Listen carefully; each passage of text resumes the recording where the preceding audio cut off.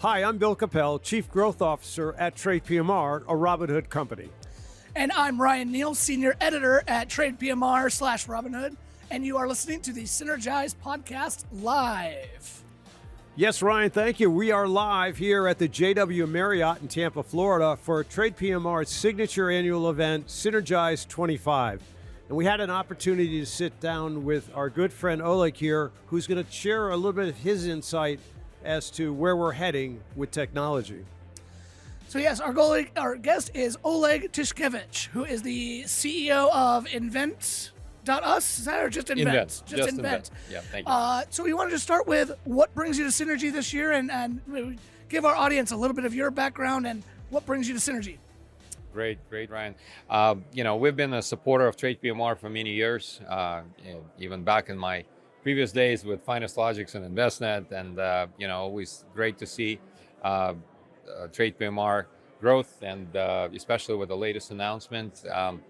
At Invent, we help advisors bring all their data together and their applications to make it easy to be more efficient in an environment where all the applications work together. And we're excited to partner with Trade PMR recently to help specifically firms that are clearing with Trade PMR do exactly that. So especially firms that are maybe using different tools, different product providers, creating kind of that cohesive environment and streamlining their workflows and bringing all the data together. Helping the various technologies all kind of integrate better into a cohesive tech stack. Is that right?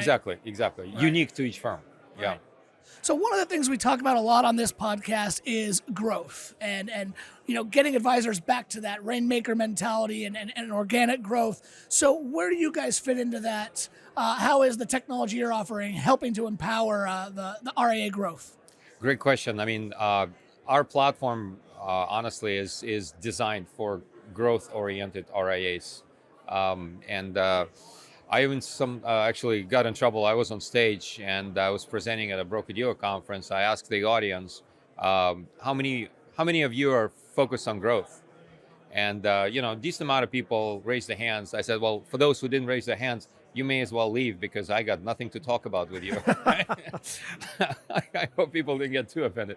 But it's true, if somebody's comfortable where they are and, if they're not really looking for growth, they could just do what they're doing. But the things in the just technology and just dynamics in the business are changing so rapidly. So the use of technology is almost the paramount today to be able to support scale and support growth. And Invent platform does exactly that. So we are helping firms to really streamline their onboarding and their transition experience. There's a number of apps. There's over 100 different apps built on Invent by multiple vendors, whether those apps are built by custodians or by product companies or insurance companies or TAMPs or CRMs, financial planning software, or reporting tools, etc., to support that process. So let's say you're bringing an advisor, make that process more seamless.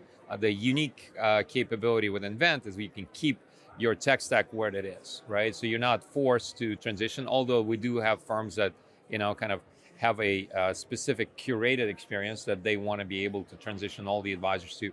We help them kind of do that transition with the different apps that are available on the platform. But, primarily if you're, wanting to kind of adapt to where advisors are, it's a really easy way to do it with Invent platform by essentially, hey, keep your red tail, and maybe this is a Salesforce shop, right? You can have both of them, working together and still sharing data and doing compliant and all these other reporting things in one place. So, Oleg, you've been very outspoken over the years, particularly as it relates to the integration of technology into the financial services business. And I say that with respect because I think your insights and your observations have been spot on. And I can remember a couple of years back, I used to quote one of your quotes, if you will, and when I was out talking to advisors. And I think what I want to ask is around sort of this the intersection of technology and wealth management and the delivery of advice by human beings, the introduction of chatbots, now artificial intelligence and Gen AI, all of these things are moving in a direction, they're beginning to challenge, obviously, the conventional way we do things. More importantly, I think it's beginning to redefine how we deliver advice. Share with our listeners your perspective on where we are right now, this intersection of the human element and the technology. So I think we're living through a very exciting times. It reminds me of the times that first internet was introduced. Right? People thought, I don't know, just another bulletin board. Remember those? It became like a transformational force for the entire world. Right? I think the introduction of data and AI today is one of those major shifts. Whether you decide whether you want to join it or not, it's happening, right? So my advice is definitely learn more about it and figure out how you can adapt it to your particular practice, because this is one of those things that's not a robo advisor. It's not a robo advisor. It's a whole different ballgame here, and I think it's transformational. It's definitely providing significant improvements in terms of client experience, in terms of the efficiencies that you can gain by using some of the chatbots or using some of the AI capabilities for meeting prep, for taking note. There's probably 18 note taker companies that have been built in the last 6 months. Right, like they're all just popping up like mushrooms after a rain. So it's really impressive at what speed it's possible today to build a new software business, especially build a new app that's AI powered. The opportunities are limitless. I think it's exciting to see that there's the diversity and various different applications that could be used by advisors to be more efficient, provide better service. And I think definitely a large portion of the work that's done by home office staff or some of the mundane tasks that entering data into a new account form, like nobody wants to do that, right? Because there's a lot of errors, there are a lot of problems. Right. So how do we make that more dynamic? How do we make it more automated? All these things are possible today, and with the leverage of AI, even more and more accelerated at an incredible speed. Got it. Where do you see, from your vantage point working in technology, some of the biggest impediments or obstacles to growth right now that still exist? Is there anywhere you see advisors still aren't getting a certain piece of technology right, and it's holding them back from growth? From a growth perspective, I think if you look at the demographic of just average executives at advisory firms, right? What we see working with clients, even if you provide some great suggestions or ideas of what they could be doing, it's tough to change in stuff, right? And with AI and all this other, brand new technology gadgets that they're now exposed to, just coming at a incredibly fast speed, it's very difficult for firms to adapt and make decisions quickly enough, right? So, I think we don't have an issue with technology solutions that are available. I think the mentality of the executives in the firms, definitely there could be some education or some leadership or sort of thought leadership in the industry to talk about strategies and paths. And we engage with our clients on the same path. Some are very progressive, but some, take a more of a, hey, it takes a village to make that decision. Not everybody's on board yet. I'm like, well, it's a great joke that I heard about this gentleman is in the woods cutting the tree, right, with a manual saw, right? He's sweating, he's just really just going at it, and another guy comes up and says, hey, here's a chainsaw. You can cut it in like 5 minutes. Try this little tool over here. Yeah. Like, I'm sorry, man. Like, let me finish my job here. Let me finish cutting the tree. Then I'll take a look at all your tools. I feel like we're seeing that kind of experience, right? Like, it doesn't make sense, but that's what's going on, right? Yeah. Like, you have all these tools, but people are used to doing things in a certain way. So I think the only impediment to growth, what I would say, is really the people themselves. Yeah. Yeah, let me expand on that, because I think you're raising a very important question or issue, I should say. As a thought leader, as the head of your current company, as an innovator, as an entrepreneur. You've done all of these things. How would you counsel a CEO or a firm leader who's faced with the dilemma of how do I think about technology? Does it start with having that, they have to start with that vision and build from there? Is that how you would approach it? I think vision is very important. I think it's, again, my background is financial planning. I've been building financial planning software for 15 years. So, you really want to first kind of identify what your goals are, right? It's not starting with technology. It's really, to me, it always starts with business goals. It is, and I see so many times people start with the technology stack, and then they kind of back into a strategy. And I would not recommend that. I would definitely not recommend that. So I think the most important thing is figure out your business model. What are your targets? What are you trying to do? What is comfortable for you, right? Because for different people, for different executive teams, what they wanted to do, and what responsibility they want to take and how big they want to grow or not, right? That's a big decision, right? If you have like a comfortable family business versus you're really trying to build an empire, those are two very different plans of what you're trying to accomplish. So I would highly recommend to start with a really good business strategy and then understand from that business strategy what type of advisors or firms you want to attract or bring in to your firm. What's your company culture, and are you trying to groom everybody to kind of do the same thing? Are you more open architecture? And from a business perspective, like let people be where they are, so to speak, versus like, no, everybody's going to march to the same tune, right? And those are, there are pros and cons, I would say, on both sides of that equation.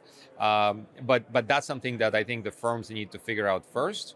And then as they, move on to that path, come up with a strategy from operations perspective, technology perspective, and look at some research. There's a lot of great research around that. Like, what's your average, back office to front office person? That's a good metrics to start with, right? What is the ideal case scenario? How can we support it? How many clients do we have per advisor? What are those meetings? So just take a look at some of those analytics and say, okay, what are the growth factors or KPIs that we can track over time? And maybe we are not there yet, but these are the things that we need to do. I'll give you an example. There's 53 million households in US that have access to financial advice, right? That's only 25% of Americans of the age of over 30, okay? So out of those 53 million, the average back office to front office ratio in the RIA is 1-to-1. So for one front office advisor, there's a one back office person. So if we change that to 2-to-1, doubles the capacity. We can double the amount of people that get access to financial advice. Just if you just think about that as you're starting as a business with a strategy, like what you can do. Yeah, it's a small part on a single firm size, but if everybody does it, we can make a pretty significant impact. But that underscores your point, which is when you have absolutely no plan, any path will get you there, right? And so what you're saying is start with a clear vision of what you want to accomplish. Business plan, yeah. And then build your capabilities around that, which I think is, when you look at Michael Kitces's Fintech map, there's no shortage of solutions. Correct.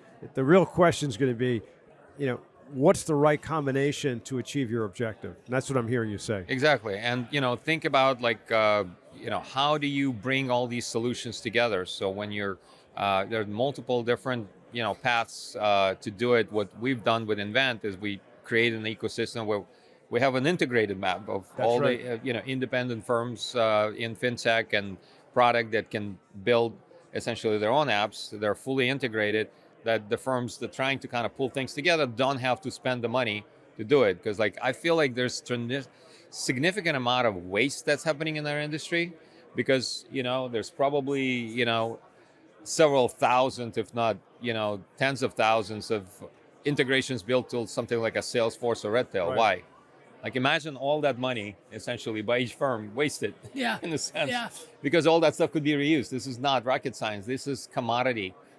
And I think what we're trying to do is kind of shine the light on the fact of we're spending a lot of times firms spend money on just things that don't matter. right? That's right. As much and already been done. They're commodities, right? They're not giving differentiation, right? We had a conversation yesterday with an RIA, and he talked about the fact that when he first went RIA and built his firm, it was like a kid in a candy store. He bought everything. Right. 2 years later, he got rid of it all.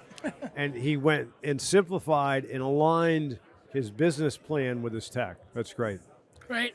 Well, I'm going to move to wrap things up. Normally what we do at the end of the podcast is have you share like one actionable takeaway for all of our listeners they can take back to their practice and implement. But I think we might have already had one, is have a plan and use that to execute your technology rather than the other way around. But anything you'd like to add, any other sort of like actual big picture advice you want to give our listeners? I think, we talk to a lot of advisors, and they kind of could be separated into two groups. Some that really want to do something, and some that like ain't broke, don't fix it. So I would encourage to also bring in some younger people into the mix.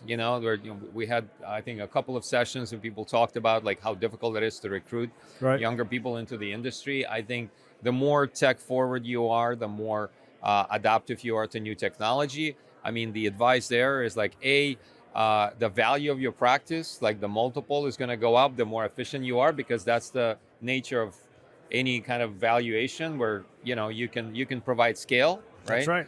So as you think about that business plan, think about, what is it that, everybody's got to have an exit strategy, right? What is your exit strategy? How do you execute on that? Not just from a growth perspective, but from the exit perspective. And how can you create an infrastructure that really supports that growth without you spending a ton of money building out all these things, on your own that really don't create a lot of value that, anybody else out there. So that generally is executed very well if you bring in kind of younger generation, you have kind of G2 part of your practice, and you incorporate the tools and capabilities and AI, if you will, to really simplify and streamline your operations. Fantastic. Thank you. Appreciate Great. Well, that. Oleg, thank you for joining us, taking some time to come by the Synergize podcast booth. Thank you. Thank you, Oleg. Thank Good you, to guys. see you again. Appreciate it. Thank you. And for those listening, thank you so much for tuning in.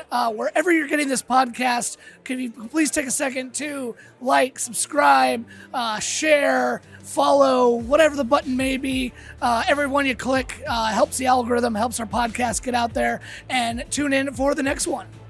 That's right, Brian. Thank you. And as I want to emphasize, watch for our next episode where we'll bring you more insights and actionable ideas to help you grow your business. And remember, the challenge is yours to capitalize on what the future offers.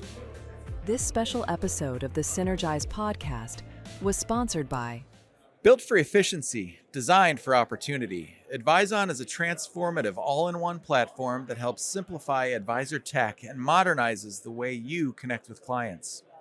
With a single source architecture, our unified platform is designed to bring portfolio management, reporting, billing, CRM, client portal, and more into one seamless experience. It's everything you need to help create a more personalized relationship with your clients and communicate more effectively without the chaos of disconnected tools. Discover more at advizon.com. Trade PMR and Advizon are unaffiliated companies. Looking to grow your wealth management firm? Gladstone Group is a boutique investment bank that can help unlock the value you've built in your RIA. With comprehensive investment banking, talent search, and valuation services, all under one roof. With over 850 successful M&A transactions, valuations, consultations, and talent searches, we match great people with great companies and great companies with each other. So whether you're buying, selling, or building for the future, our expertise helps RIAs make informed decisions that work to maximize value. Discover why the most sophisticated firms choose Gladstone. Visit us at gstoneinc.com to start your journey. Since 1993, millions of investors have built their portfolios using tips from the Motley Fool LLC's online investment newsletters. As a sister company, Motley Fool Asset Management started with a simple question: how could we put the distinctive foolish investment approach to work for even more investors? Answer: ETFs built around the highest conviction stock picks from professional foolish analysts. These ETFs seek to outperform the market and deliver compounding returns for your client portfolios. Explore all of our foolish ETFs at fooletfs.com. Motley Fool Asset Management and Trade PMR are unaffiliated companies. All third parties mentioned and Trade PMR are unaffiliated companies. The third parties mentioned are available for purchase and/or subscription through Fusion. Please contact the provider for information about their terms and conditions as well as any fees that may apply.